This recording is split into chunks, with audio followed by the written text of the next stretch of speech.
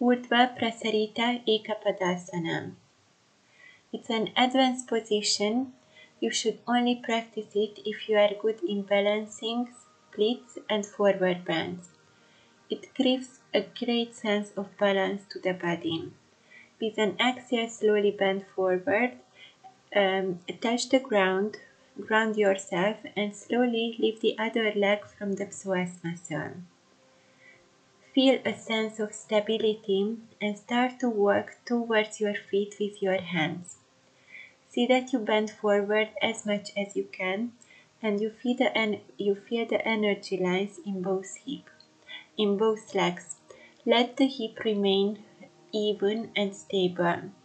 If you are very advanced, then you can make a balance here as well. Now I show you a modification. For modification, we will use a brick as a support, and this is also good for senior practitioners. And just feel that you are lengthening between the crown of the head and the heel, and meantime keeping your core muscles strong and the hip area and the femur aligned. And when you are ready, then you can let off the bricks and you can start the original version as well.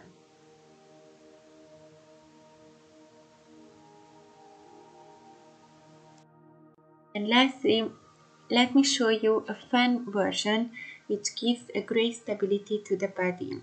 Slowly rotate to the side and from here place your palms to your ankle, the back of the ankle, and try to rotate a little bit your whole upper body.